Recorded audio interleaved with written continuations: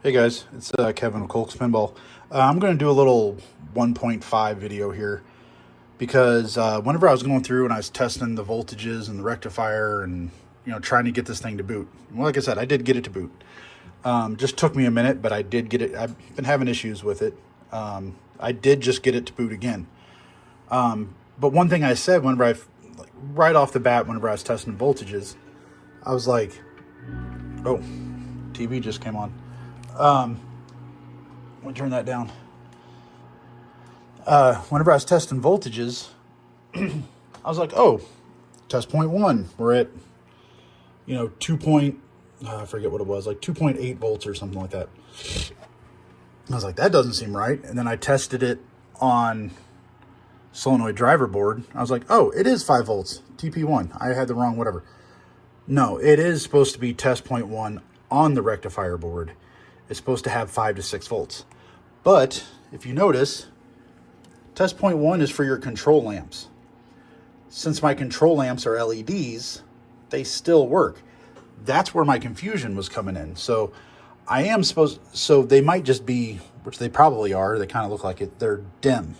And as you can see, I just did the obstacles. So those are all working great.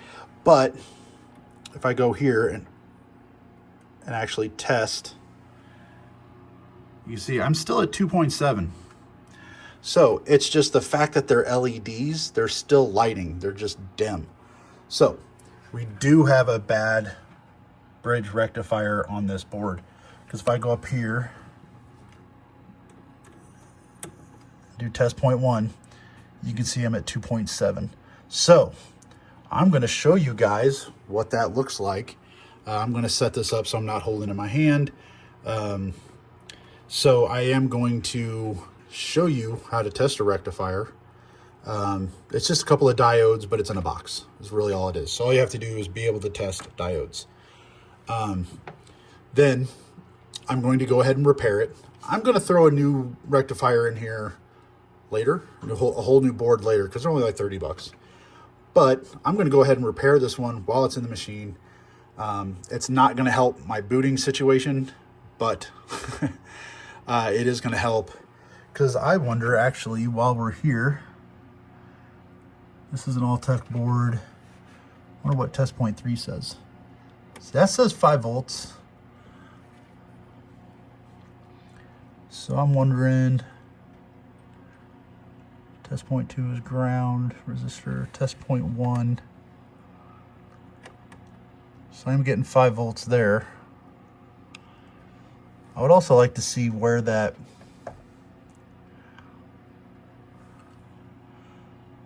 I'm gonna look. I'm not sure if these are that or not. 1, 1, 1. Yes, these may not have anything to do with it. 1.2. I don't even know what those are. So yeah, that's something I want to kind of see what's going on, because obviously I'm only getting 5 volts down here, and test point 1 is supposed to be control lamps. So I would like to see where that is on here to see if this is still only getting, it has to be, because these are getting voltages. Actually, now that I say that, that's all negative switch. Those are all negative switches. So, yeah, because this just has a normal, it's supposed to be 5 volt, 6 volt, whatever, coming to the main line through everything. And then it's just negative switches. So that makes sense. A lot of people will try to say the braided wire is your ground on here. Your braided wire is your positive. Like, get out of your thing here. So you can see right there, you have the negative and the positive right there for the diode. So positive is the ground braid. So then all the negative triggers come off the lamp board. So that doesn't surprise me. That's just getting 5 volts, probably from the solenoid driver board, just for it to turn on, same as like the MPU. So then, yeah, I'll look into it in a minute, but I bet what's going on is, let's see, what color is it? Dark blue. It's probably like the dark blue right there going to the play field. So if I unplugged that right there, that dark blue is giving me my positive to my control amps. So let me go ahead and set this back up, and I'll show you how to test, you know, that your rectifier's bad. And we will go ahead, and they've already replaced it with the bigger rectifiers, which is the ones that I have in stock on hand. So let me go get one. Let me go get this set up. I'll grab a new rectifier, and I will show you how to test that. Okay, so I was trying to get this to where you guys could see what was going on in the cab, and it's just, that's not working out for me. So right here, I have a new bridge rectifier. Let's see if you can see that. I'm trying to do this where I can see it. There you go. So you can see you have a positive, a negative, straight across from each other. Then you have AC and AC. So, then on here, you need to put this in diode testing, which is down here. It's like the arrow pointing at the flat line.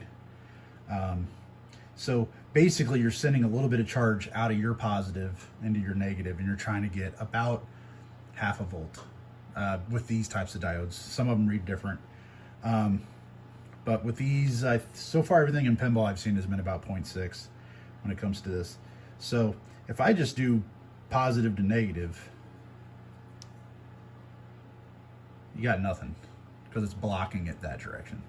So nothing's going on. But if I turn it around and let it flow the other direction, you see we're at 0.9, so it's going through 2 of them. So leaving the negative on the positive, if I go to driveway alarm. So if I leave the negative on the positive and I go to AC, it's letting 0.5 volt through. If I go to the other AC, it's letting 0.5 volt through. So you can kind of see that a little bit, what's going on. So what's going on, so like I said, positive, negative, 0.9. If I go positive to negative in here,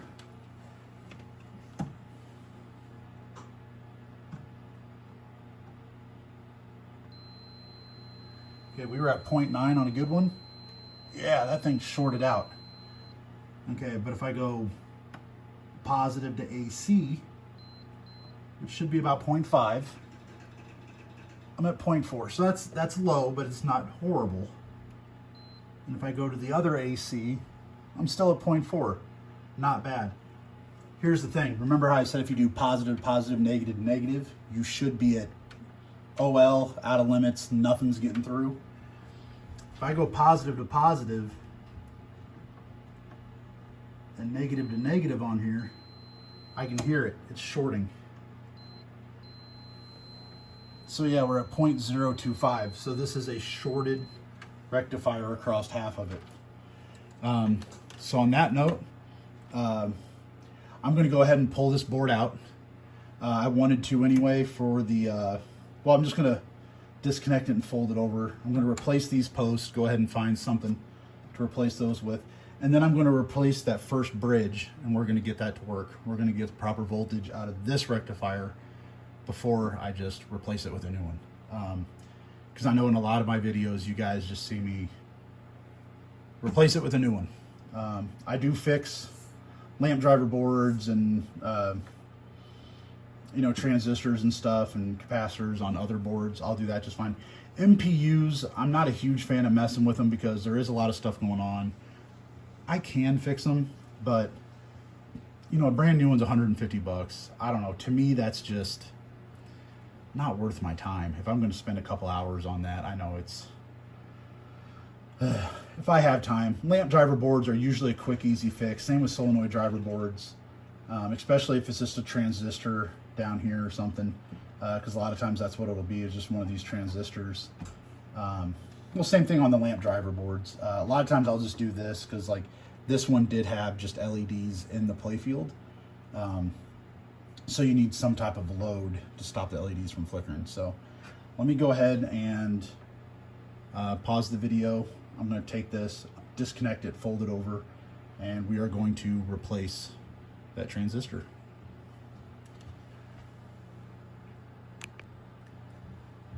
Okay, I know I just said we're going to replace that transistor, and before I forget, that's not a transistor, it's a bridge rectifier. Got too much stuff on my mind, so before I forget, bridge rectifier. So, see you in a minute. Okay, so I did actually unplug the game from the wall because I'm just want to make sure nothing happens here. So you can see these two are pretty big. They've already been replaced. That small one, normally they're pressed up against the metal so that way I can use the cage as like a heat sink and get rid of all the extra heat. The bigger ones typically don't have that problem, but go figure, that's our BR1 right there going to test point 1. You can see positive, negative. Not sure how well you can see it on there. And even that fuse right there, that's seen some bad. Yeah, this, I mean, the rectifier board, you can see it's pretty toasty there on the back. So right there, that's why for me it's like 30 bucks. Let's just start over. But and you can see this already had diode, you know, a bunch of work over here done to it. I mean, to me it's just, at this point, you know, let's just go ahead and replace it. So go figure, I'm just snipping this a little bit shorter. The bridge rectifier they have not replaced is the one that went bad. And it could have went bad just for the pure fact of the small ones need a heat sink. So I did not plug in my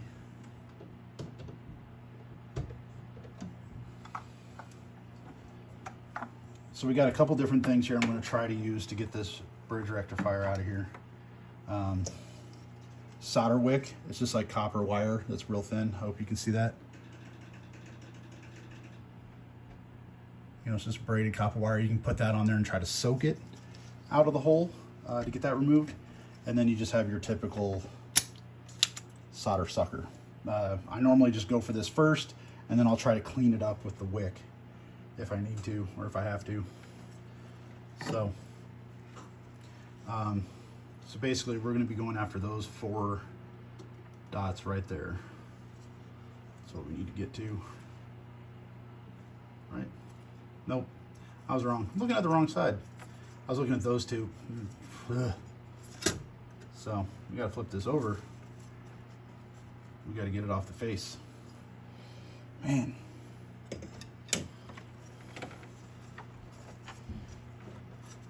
So another thing you could do is just, you know, if there's only one leg that you're trying to do at a time, you could try just heating it up and pulling it out the back. Side note, which one is it? This was the blue wire and this yellow right here. That was the one that was sticking out a little bit and it was frayed. So I went ahead and repinned that right now before I got started on this. Since I had it unplugged, might as well.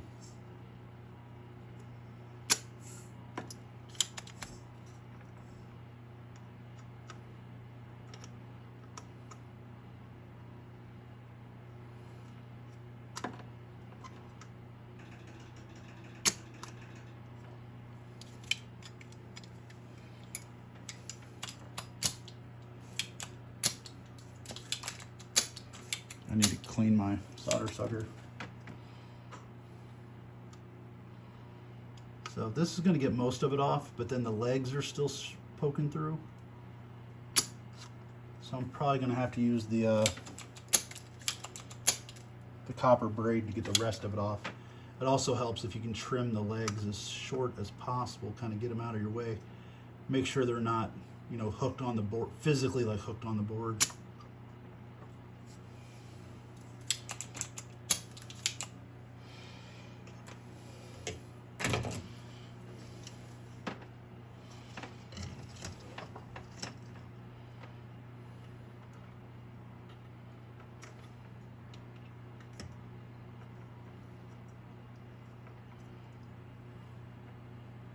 Set that on for a couple of seconds and you'll usually see the solder kind of go to a chrome instead of a polished look. it'll start getting sucked up into the copper.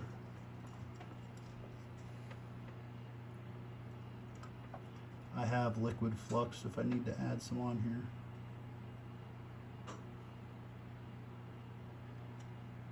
I don't know if you guys can see that. That one sucked up pretty good.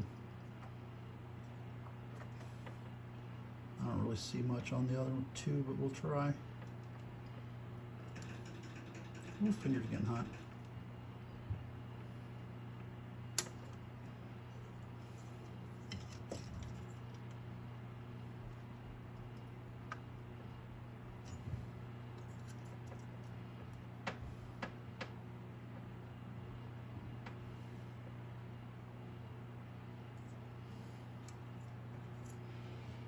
Okay.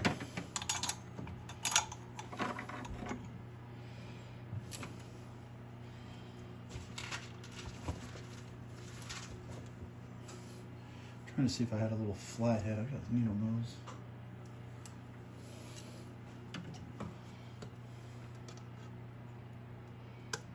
The back of that rectifier is still very hot.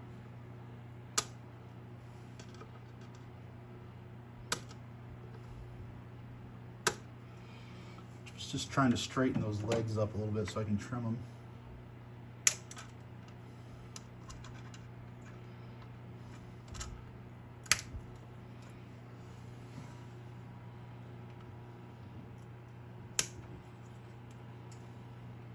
I've been hit too many times in the face with these, so put my finger over it to kind of don't get shrapnel.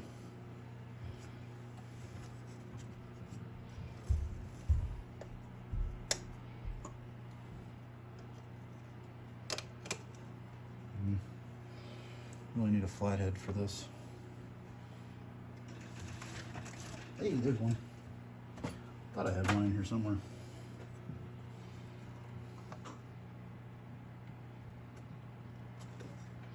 This is a huge flathead. Not really what I need. I need a small one. Yeah. Good enough though. Got it under there. There we go. So there's going to be our bad one.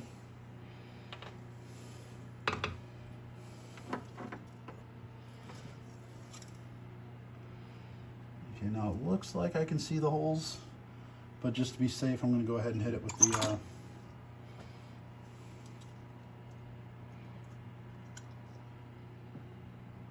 solder wick. Sorry, I don't know, my mind.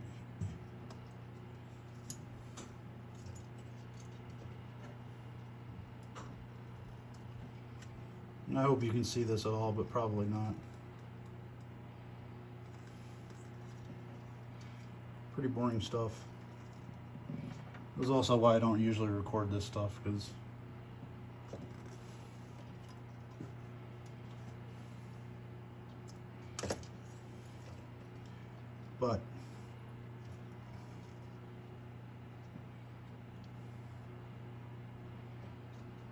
okay.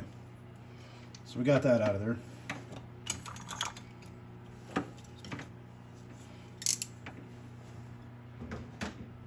My crimps were still here. Okay, so the positive needs to come out of the BR1 hole.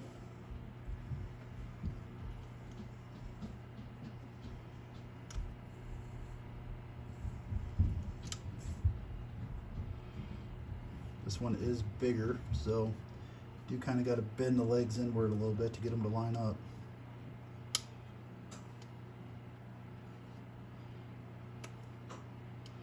Then you got to do 4 at once.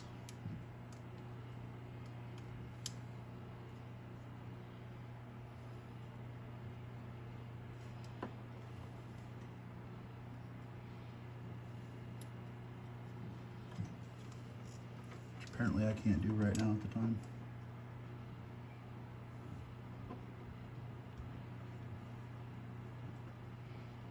That one might still have some solder in the way. I'm trying to push it through, but it's not wanting to. I think that hole is a little bit too small.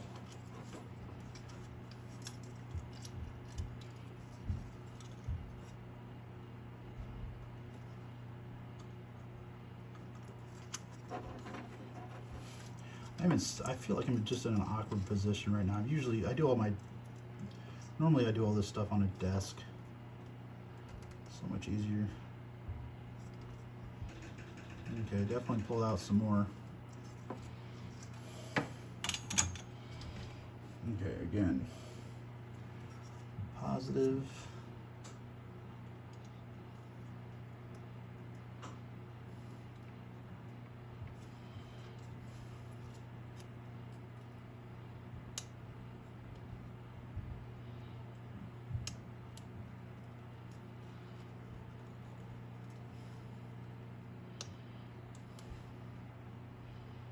Is that hole stopping us now? I think a different hole's stopping me.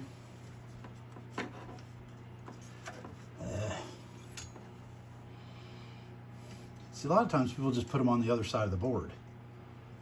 So, because you can see them, you walk up and they're on the main face. So I also feel like normally the big ones don't go on the back, but they did these big standoffs. That way they could go on the back. So maybe if I straighten them up and keep them in a line, I could still maybe use the plate as a heat sink. Usually the big ones don't need it, but I mean, they still get hot.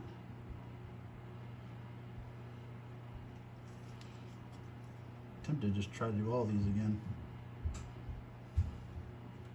Nothing seems to be going smooth, so might as well.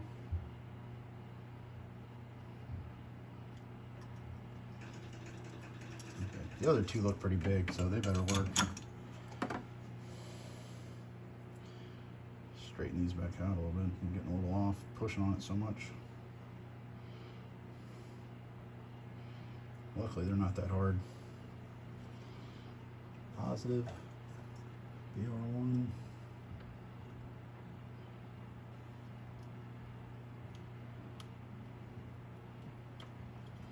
Yay, there we go, right in. So, try to get that down to where it's in line with the other ones. Then bend them out just a little bit so they hook onto the board. So that way you have a little bit of a, instead of just the solder, you have a little bit of a physical connection. I brought my solder, I swear I did. There it is.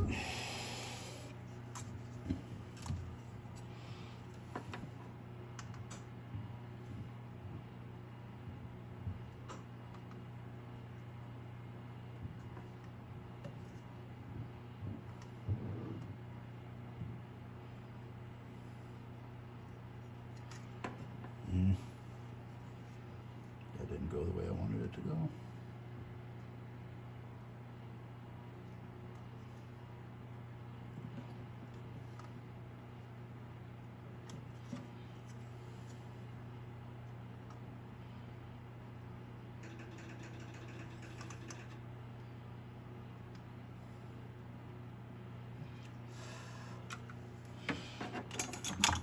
Okay. Those are going to be really hot, so I don't feel like touching them.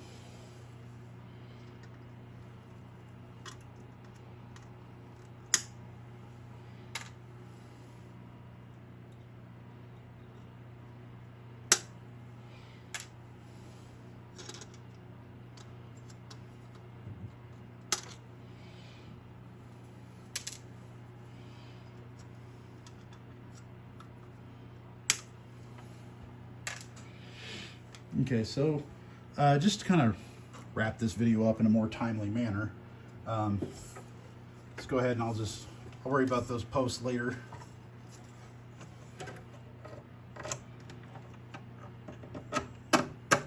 I'm just going to loosely put this up here.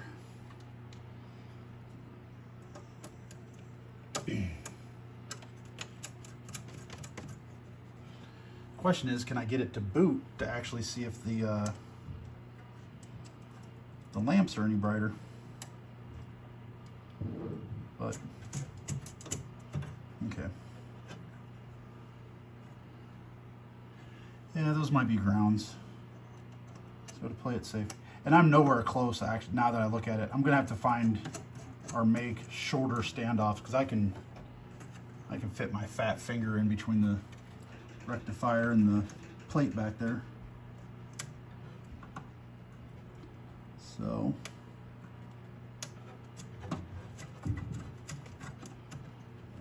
in case it's using those posts as grounds, I want to go ahead and just put all 4 on.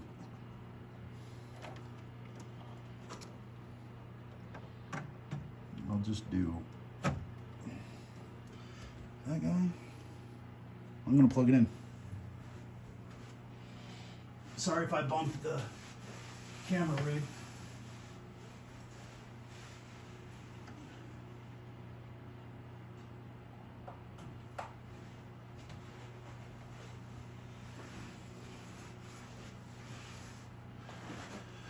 Okay.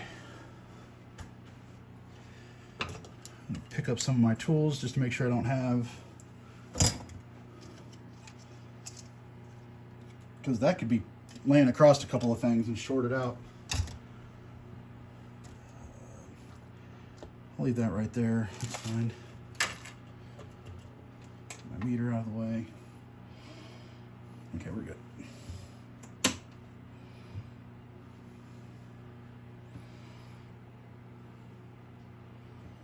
Okay.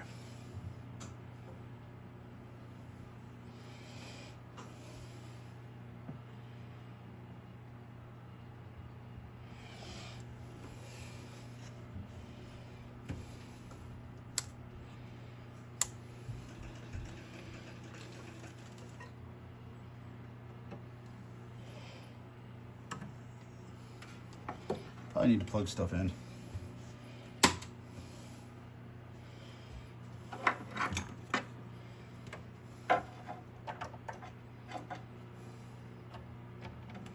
I know I don't need to plug this in, but whatever, I'm doing it.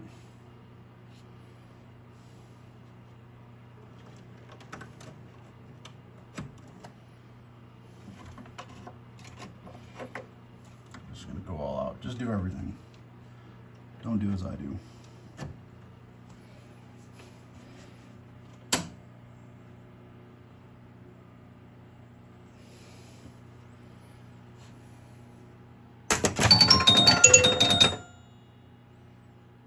Okay, those are definitely brighter. And that booted on the first try. If that, I don't know how, it just says control lamps is what that's for. So that'll be weird if that somehow helps out my booting issue. We'll talk about that in the actual part 2. So see where we're at here. I already know 5.5, so we are good. 5.6, right at 5.6. Control lamps do look a little bit brighter. Test it down here at the actual lamp itself. 5.6, so we're not even, between the connector and the playfield, we're not even getting any loss, really. 5.55, 5. It's flashing, so we got a little bit of a change there, but as the load changes, 5.55, 5.6 range. Come up here to test point 1. 5.5, yeah, that's 6. I'm curious. I don't know. That's going to be beyond my head, but as far as I know, test point 1 is only for control lamps. That's all it's going to. So that being said, I mean, the MPU does monitor everything. So I'm going to be, hey, I mean, if that's what the MPU needs, watch the flashes. It's went straight to it again. 2 times in a row is pretty rare. Let me, so obviously you just heard it booted again, but here I'll zoom into that LED. Sorry, horrible video is horrible, right? You can kind of see it right there. So I'll shut it off again. Here, let me, there you go. Now you'll be able to see that LED a lot better. So you get turn on. There's 1, then a pause. 1, 2, 3, 4, 5, 6.